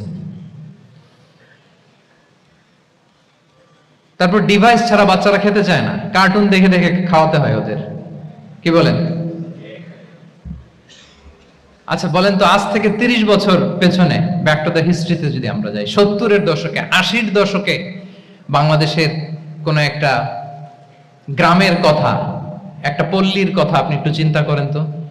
রাত 8টার দিকে, 9টার দিকে আপনি ওই গ্রামের কাউকে খুঁজে পাবেন?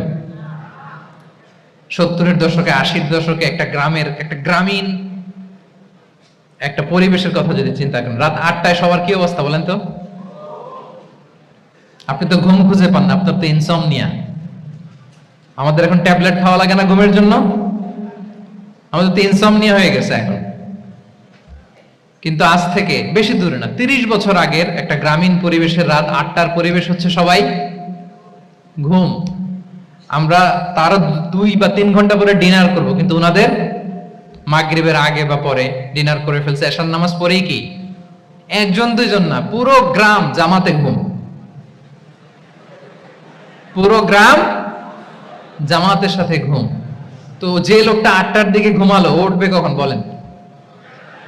রাত 3টার পর ঘুম আসবে? আর হ্যাঁ, ঘুমেরও তো একটা লজ্জা শরমের ব্যাপার আছে, আর কত থাকবে এখানে, কি বলেন? আপনি তো ঘুমাতে যান রাত 2টায়, আর আজ থেকে 30 বছর আগে আমার বাংলাদেশের একটা গ্রামীণ পরিবেশে রাত 8টার দিকে সবাই ঘুম। আমরা এখন যেই টাইমটাতে ঘুমোতে যাই, ওই সময় ওনাদের অর্ধেক ঘুম শেষ। ফজরের নামাজ পড়ে আমাদের বাপ চাচারা কি করতো? হ্যাঁ, একটু ব্যাক টু দ্য হিস্ট্রিতে তাকান না। ফজরের নামাজ পড়ে এক বল পান্তা ভাত খাইতো। আমরা তো এখন এতটুকু খাইলে আমাদের এটা বার্ন করার জন্য দৌড়াইতে হয় 5 কিলো, জিমনেশিয়ামে যাইতে হয়, কত আয়োজন, কত ওয়ার্কআউট করা লাগে। এক বল কাঁচামরিচ দিয়ে, পোড়ামরিচ দিয়ে ভাত খেয়ে চলে যাইতো ফসল খেতে। দুপুরে আবার এক বল, খাইতে বসলেই এক বল। আমরা সারা মাসে খেতে পারি না এক বল। আচ্ছা, কি খেত? খাওয়ার আইটেমটা দেখেন তো, কোনো ফরমালিন আছে? কথা বলেন। কোনো মেডিসিন ছিল না, একেবারে ফ্রেশ, হ্যাঁ, পিওর অর্গানিক। নিজেদের মাঠ থেকে আনা যে ধান, ঢেকি ছাটার ধান দিয়ে ভাত খেত। বাড়ির পুকুরের মাছ, কোনো ফরমালিন নাই। নিজের চাষ করা সবজি খেত, গোয়ালের দুধ খেত। আমরা অনেকে মনে করি যে আমাদের এই যে সায়েন্স এন্ড টেকনোলজিক্যাল অ্যাডভান্সমেন্টের যুগে আমরা বোধহয় খুব সুখে আছি, আমাদের দাদা পরদাদারা বোধহয় এত সুখ করে যায় নাই। ওনারা যে সুখ করে গেছে তা আমরা চোখেও দেখিনি। আমার দাদা পরদাদারা যে সুখে লাইফ লিড করেছে তার অর্ধেকও আমরা করতে পারি না। তারাই আসলে শান্তির, সুখের, আনন্দের সময়টা তারা কাটিয়েছে। তাহলে সম্মানিত সুধী মণ্ডলী, পুরো আমি আপনাদেরকে বোঝানোর চেষ্টা করছি যে ইসলামিক লাইফস্টাইল নিয়ে why we should talk about Islamic lifestyle, কারণ পুরো সিস্টেমটাকে তারা কলাপস করেছে, করাপ্ট করেছে। Food habit, lifestyle, sleeping style, সব চেঞ্জ করেছে। তো এই জন্য আল্লাহর দেয়া ফিতরাতকে যেন আমরা প্রিজার্ভ করি, আমরা সচেতন হই। এখনই যদি সচেতন না হই, ডিজাস্টার আমাদের জন্য অপেক্ষা করছে। Just wait and see. তাহলে ইসলামিক লাইফস্টাইল হচ্ছে একটা ফিতরা বেসড লাইফস্টাইল। এই ফিতরাকে আমাদেরকে প্রিজার্ভ করতে হবে। তাহলে 3টা পয়েন্ট বলে ফেলছি অলরেডি, যদি আপনাদের মনে থাকে। প্রথমে কি বলেছিলাম? হালাল, হালাল দিয়ে জীবন সাজাবো। 2 নম্বরে প্রোডাক্টিভিটির জন্য কি করব? রাতে দেরি করে ঘুমাবো। তাহলে আগে আগে ঘুমাবো, ফলে আগে আগে ঘুম থেকে জেগে কাজ শুরু করব। 3 নম্বরে ফিতরা, মানে আল্লাহর দেয়া প্রাকৃতিক যে নিয়ম, মানে আলোর সাথে সাথে আমার জীবন শুরু, আলো নাই আমিও ঘুমায় পড়বো, কি বলেন? আপনি উন্নত দেশে তো তাই হয়। জাপানে আমি কয়েকবার গিয়েছি, আগে আগে ঘুমায় পড়ে, ইভেন আমেরিকাতে আমি কয়েকবার গিয়েছি, অনেক অনেক শহরে 8টার পরে সুপার শপ বন্ধ, 8টার পরে ঘুমেরা। আমরা হাঁটছি কোন দিকে? আমরা একটু নিজেদেরকে প্রশ্ন করি। তাহলে 3 নাম্বার হচ্ছে ফিতরা বেসড যে লাইফস্টাইল, এটার দিকে আমাদেরকে ফিরে আসতে হবে। 4 নাম্বার হচ্ছে মডেস্টি, শালীনতা। One of the core values of Islamic lifestyle. এই শালীনতা আমরা হারাতে বসেছি। মডেস্টি বললে অনেকে শুধু কাপড় চোপড় নিয়ে চিন্তা করে যে ছোট কাপড় বড় কাপড়। Modesty is not about only clothing but also your behaviour, your dealing, your overall character. শুধু আপনি মডেস্টি শালীনতা বললে কাপড় চোপড় নিয়ে চিন্তা করবেন না। এটা আপনার মডেস্টি ইন ইউর স্পিচ, আপনার কথার মধ্যেও শব্দ চয়নে মডেস্টি থাকতে হবে, আপনার বিহেভিয়ারে মডেস্টি থাকতে হবে, আপনার ডিলিংসে মডেস্টি থাকতে হবে। এই শালীনতা আমরা হারাচ্ছি। তার বিপরীতে আমাদের সমাজে অশ্লীলতার প্রসার হচ্ছে, লাজুকতা হারিয়ে যাচ্ছে। লাজুকতা,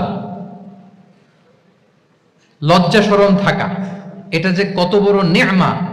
যেই জাতি একবার এটা হারিয়ে ফেলে আর কোনো কিছু দিয়ে জোড়াতালি দিয়ে এটা তারা রিভাইভ করতে পারে না।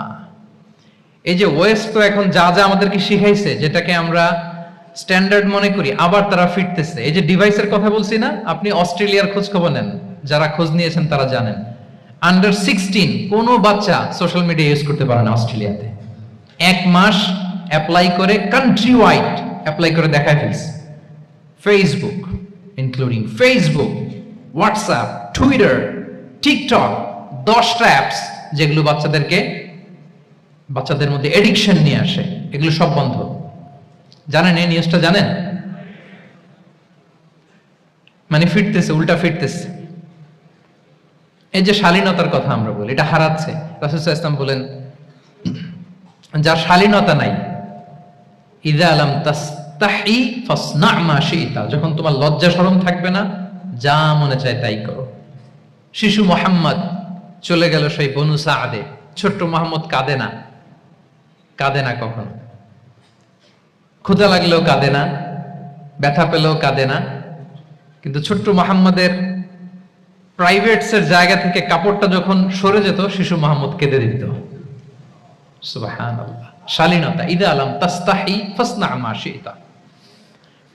রাসূল সাল্লাল্লাহু আলাইহি ওয়াসাল্লাম বলেছেন, যদি তোমার লজ্জা শরম না থাকে, লজ্জা শরমের মাথা যদি তুমি খাও, তুমি সব করতে পারবা, তোমাকে দিয়ে সব সম্ভব। তাহলে এই শালীনতা, এটা অনেক বড় নেয়ামা। সম্মানিত বন্ধুরা, আজকে দিনকে দিন আমাদের সমাজ থেকে শালীনতা হারিয়ে যাচ্ছে, লাজুকতা হারিয়ে যাচ্ছে। নারী পুরুষ উভয় দিক থেকে, বিশেষ করে আমাদের বোনদেরকে টার্গেট করা হয়েছে। নারীদেরকে, আমাদের বোনদেরকে, তাদেরকে প্ররোচিত করা হচ্ছে, তাদের সামনে আইডিয়া হাজির করা হচ্ছে যে নারী যত বেশি নগ্ন হতে পারে সে তত বড় সাহসী নারী। বলেন, আমাদের সমাজে পত্রপত্রিকা আপনারা দেখেন না এটা? যে নারী নিজেকে যত এক্সপোজ করবে সে তত বড় কি সাহসী নারী, এই তকমা তাকে দেয়া হচ্ছে। এটা টোটাল কমপ্লিট শয়তানের একটা মিশন। শয়তানের প্রথম মিশন হচ্ছে বনি আদমকে বিবস্ত্র করা। কি করা? আল্লাহ তাআলা আদম আলাইহিস সালাম, হাওয়া আলাইহিস সালামকে বলেছিলেন যে নিষিদ্ধ গাছ যেও না, খেও না। শয়তানের প্ররোচনায় খেয়ে ফেলেছিলেন, সাথে সাথে জান্নাতের পোশাক খুলে পড়েছে। তার মানে শয়তানের প্রথম মিশন হচ্ছে মানুষকে কি করা? নগ্ন করা। মানুষকে কি করা? নগ্ন করা। তাহলে আমাদের বোনদেরকে এমন ভাবে তাদের সামনে উপস্থাপন করা হচ্ছে, প্ররোচিত করা হচ্ছে এবং বলা হচ্ছে নগ্নতার পথে যে বেশি হাঁটে সে নাকি তত সাহসী নারী। নাউযুবিল্লাহি মিন যালিক। তাহলে এই যে মানব জাতিকে বস্ত্রহীন করা, এটা শয়তানের একটা মিশন। তার বিপরীতে ইসলাম নারীকে সম্মান দিয়েছে, সম্মান করেছে। যে ঘরে প্রথমে কন্যা জন্মায়, খায়রুকুম মান বুকিরা বিল উনসা, সে ঘরটাকে আল্লাহ তাআলা বরকতময় করে দেয়। 2 সন্তান তো 2 জান্নাতের দরজা ওপেন। 2 কন্যা সন্তান, 3 কন্যা সন্তান তো 3টা জান্নাতের দরজা ওপেন। সুবহানাল্লাহ। স্ত্রী হয়ে যখন ঘরে যাবে, যে ব্যক্তি তার স্ত্রীর কাছে সেরা, পরিবারের কাছে সেরা, সে সবার কাছে সেরা, সে আল্লাহর কাছে সেরা। সুবহানাল্লাহ। এবং কোন মা যদি সন্তান জন্ম দিতে যে মারা যায়, কিয়ামতের দিন আল্লাহ তাআলা ওই মাকে শহীদদের কাতারে দাঁড় করাবেন। আর যদি সেফলি সন্তান ভূমিষ্ঠ হয়, আল্লাহ বলে মায়ের পায়ের নিচে ওই সন্তানের বেহেশত। সুবহানাল্লাহ। কিভাবে নারীর স্টেটাস মর্যাদাকে ইসলাম বাড়িয়েছে, এবং এই যে ইসলাম যে নারীকে যে ভিআইপি হিসেবে কনসিডার করে, হ্যাঁ, ইসলামের দেয়া নারীর ড্রেস কোড নিয়ে আমাদের অনেকের কত কথা, কত ক্রিটিক। এটা কেন করে? কারণ Islam consider women as a queen. Islam তো নারীকে রানী হিসেবে কনসিডার করে। কি হিসেবে বলেন? আচ্ছা বলেন, যে কুইন হবে, যে রানী হবে, তার একটা স্পেশাল ড্রেস কোড থাকবে না? তার একটা স্পেশাল প্রোটোকল থাকবে না? রানীর সাথে কি যা মনে চায় তা করা যায়, দেখা করা যায়, তার কাছে যাওয়া যায়? আল্লাহু আকবার। কারণ ইসলাম চায় নারীদের জন্য পৃথিবীটা নিরাপদ হোক। ইসলাম চায় নিজ গৃহে বা কর্মক্ষেত্রে নারীরা নিরাপদ থাক। ইসলামের যত ভ্যালিউজ আছে, যত রুলস এন্ড রেগুলেশন আছে, এটা আমাদের ভালোর জন্য, মানব জাতির কল্যাণের জন্য। তাহলে এই অশ্লীলতা থেকে আমাদের যোজন যোজন দূরে থাকতে হবে। If you talk about Islamic lifestyle, আমাদেরকে শালীনতা, মডেস্টি ফিরিয়ে আনতে হবে। You have to maintain modesty. আমি যদি আরো ডিপে যাই, দেখেন এই যে প্রত্যেকের হাতে এক একটা করে পর্ন হাব হয়ে গেছে, হয়েছে না? পর্নোগ্রাফির সয়লাভ, বিকৃত যৌনাচারের সয়লাভ। এখন নতুন নামে, নতুন মোড়কে, LGBTQ নামে আমাদের সমাজে নানা মোড়কে আমাদের সামনে উপস্থাপন করা হচ্ছে। শুনেছেন না এগুলো? আপনারা নাম শুনেছেন? এই যে ট্রান্সজেন্ডারিজম, নাম শুনছেন না? নিজের দেহ কাটাকাটি করে দিব্যি পুরুষ, 4 সন্তানের বাবা, এখন হঠাৎ করে বলে যে আমি মনে মনে নারী, তো সোসাইটি যেন আমাকে নারী স্বীকৃতি দেয়। বায়োলজিক্যালি দিব্যি নারী, 3 সন্তানের মা, এখন বলে যে এখন আমি মনে মনে ভাবতেছি পুরুষ, তো আমাকে পুরুষ হিসেবে তুমি কনসিডার করো। আল্লাহর দেয়া ফিতরাত, এই যে বলছে উল্টায় ফেলতেছে, এই ফিতরাতকে ধ্বংস করার সবচেয়ে জঘন্যতম এই নতুন যেটা বাজারজাত করা হচ্ছে যে আইডিওলজি, এটা হচ্ছে ট্রান্সজেন্ডারিজম। অধিকারের মোড়কে, তাও আসতেছে কিভাবে? কিসের মোড়কে বলেন তো? রাইটস এর কথা বলে, যেটা একটা রাইটস। এজন্য সম্মানিত সুধী মণ্ডলী, শালীনতার কোনো বিকল্প নেই। If you want to take care of yourself, if you want to take care of your family, your society, you have to maintain modesty. কোনো বিকল্প নেই, সাবধান হইতে হবে আমাদেরকে। তাহলে 4 নম্বরে কি? শালীনতা, মডেস্টি। শালীনতা হচ্ছে ইসলামিক লাইফস্টাইলের ভূষণ। এখন পরিকল্পিতভাবে এই শালীনতার কবর রচনা করা হচ্ছে আমাদের সমাজে। আপনারা কি রাগ করতেছেন? কথা ক্লিয়ারলি বুঝতে পারতেছেন? আমি যদি রয়ে সয়ে কথা বলি, তো বুঝতে পারবেন আপনারা? ক্লিয়ারলি মেসেজগুলো আমি আপনাদের সামনে পৌঁছে দিচ্ছি। তাহলে কয়টা গেল? 4টা। হালাল, প্রোডাক্টিভিটি, প্রিজার্ভিং ফিতরা, এন্ড ফাইনালি মডেস্টি। 4টা কাভার। 5 নম্বরে হচ্ছে ইসলামিক লাইফস্টাইল যদি আমরা মেনটেন করি, we must have to be optimistic, hopeful, আশাবাদী হইতে হবে। মুমিনের ডিকশনারিতে হতাশা নেই। আমরা হতাশ হই না, আমরা নিরাশ হই না, আমরা ভরসা রাখি এক মহান সত্তার উপর। আওয়াজ করে বলুন, তিনি কে? শয়তানের মিশন হচ্ছে আমাদেরকে হতাশ বানানো।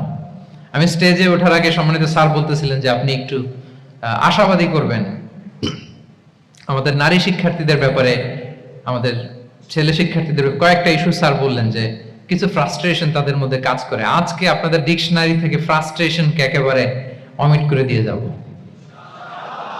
বলেন, বিশ্বাসীদের ডিকশনারিতে হতাশা বলে কোনো শব্দ আছে? ফ্রাস্ট্রেশন আছে? কারণ শয়তানের মিশন হচ্ছে আমাদেরকে হতাশ বানানো। কি বানানো? শয়তান আমাদেরকে আশাবাদী করতে চায় না, সে চায় আমরা যেন হতাশ হই। আমি ভুল করেছি, পাপ করেছি, অন্যায় করেছি, তো শয়তান সেই পাপের সাগরে আমাকে হাবুডুবু খাওয়াতে চায়, বলে আর অনেক ভুল হয়ে গেছে, অনেক দূর তুই চলে এসেছিস, আর আল্লাহ তোকে ক্ষমা করবে না, থাক এখানেই থাক, করতে থাক। এরকম শয়তান টেম্পটেশন দেয়, প্রভোকেশন করে। কিন্তু শয়তান জানে না যে আল্লাহর রহমতের দরিয়া কত বড়। শয়তানের মিশন হচ্ছে আমাদেরকে হতাশ বানানো, আর আল্লাহর বাণী আমাদের হৃদয়ে আশা জাগায়, আশাবাদী করে তোলে। আল্লাহর এই কিতাবের, কোরআনের প্রতিটি আয়াতে পরতে পরতে পাবেন আপনি মোটিভেশন, ইন্সপিরেশন। আল্লাহু আকবার।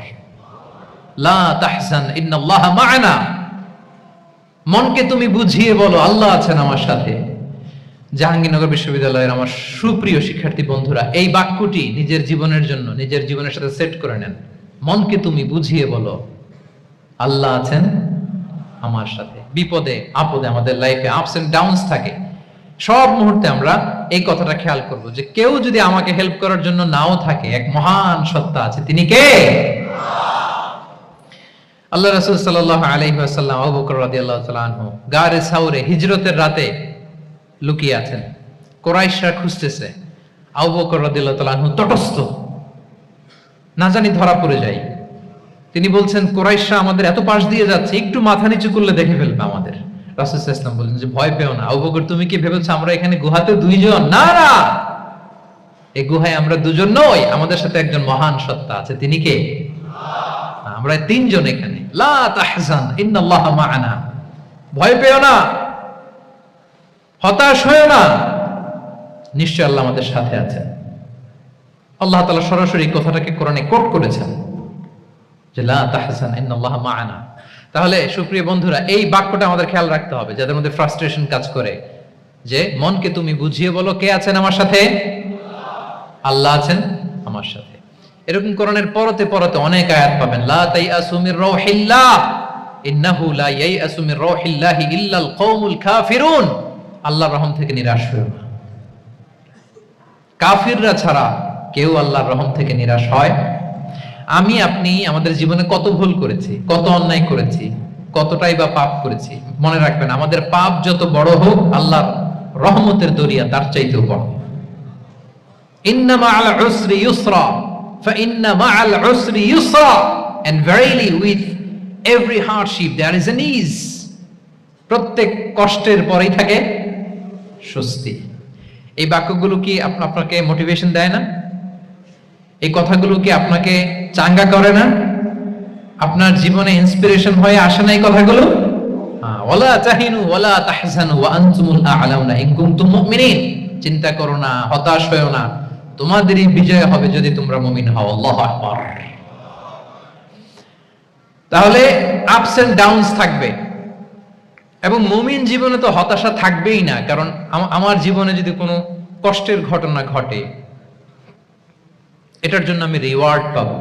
আমি যদি অসুস্থ হই, আমার প্রত্যেক অসুস্থতার কারণে আমার পাপ মোচন হয়। সুবহানাল্লাহ পড়েন। আপনার জ্বর হয়েছে, এই জ্বরের কারণে আল্লাহ আপনার গুনাহ মাফ করবেন। আপনি ব্যথা পেয়েছেন, অসুস্থ হয়েছেন, আল্লাহ তাআলা গুনাহ মাফ করে দিবে। তাহলে হতাশার কোনো সুযোগ আছে বলেন? না।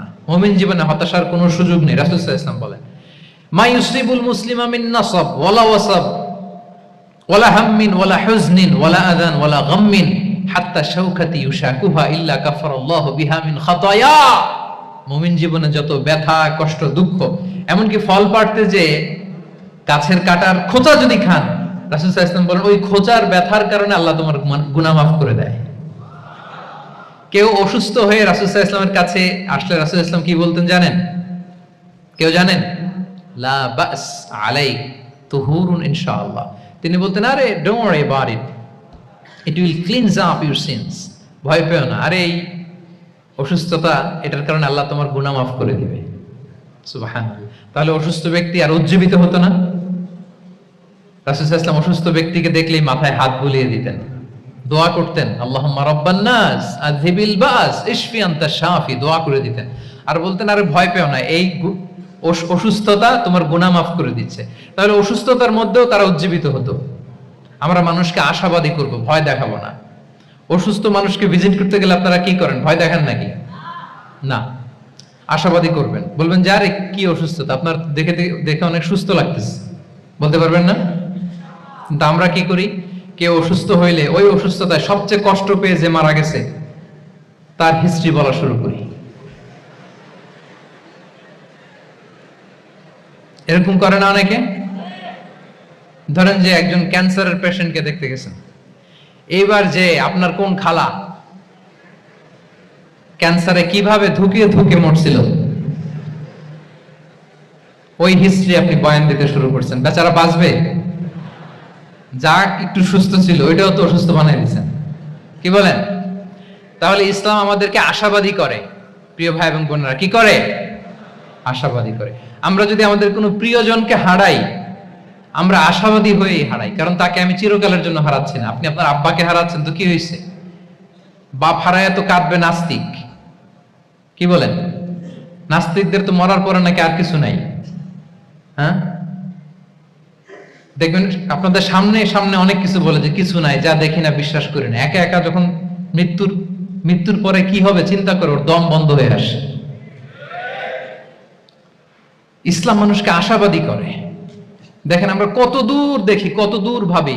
আমার দাদা মারা গেছে, এটা আমার কোনো টেনশনেরই কারণ না, কারণ আমি সবসময় ভাবি আমার দাদাকে আমি ওপারে যেয়ে পাবো, আমার আব্বাকে আমি হারিয়েছি তো ওপারে পাবো, আমার বন্ধুকে আমি হারিয়েছি, কাছের বন্ধুটা যে আমার জন্য খুব ইন্সপিরেশন ছিল। সাময়িক বিচ্ছেদ এটা আমাদের জন্য, কারণ আমরা ওই জগতে বিশ্বাস করি। আল্লাহু আকবার। তাহলে হতাশা আমাদের ডিকশনারিতে আজকে থেকে রাখা যাবে। ইসলামিক লাইফস্টাইল যদি মেনটেন করতে চান, you have to be optimistic. Clear কথাটা? আচ্ছা, এরপরে গ্রেটফুলনেস, 6 নাম্বার। গ্রেটফুলনেস, আপনাকে কৃতজ্ঞ হইতে হবে, শুকরগুজার হইতে হবে। আমরা অনেকে কমপ্লেইন করি খুব বেশি, না এটা ভুল। সম্মানিত সুধীমণ্ডলী, be grateful with what you have. যা আছে এটা নিয়ে শুকরগুজার হন, আপনার জীবনটাকে আল্লাহ সুন্দর করবে। তাহলে কমপ্লেইন করব না, আমরা শুকরগুজার হব। রাসূল সাল্লাল্লাহু আলাইহি ওয়াসাল্লাম বলেছেন, তোমার চেয়ে যে খারাপ অবস্থানে আছে তার দিকে তাকাও, যে ভালো আছে তার দিকে তাকিও না। হ্যাঁ, যে ভালো আছে তার মতো আপনি হওয়ার চেষ্টা করবেন। আপনার গোল থাকবে। I am not talking about the goals and plans, your plan and goal should be bigger and bigger.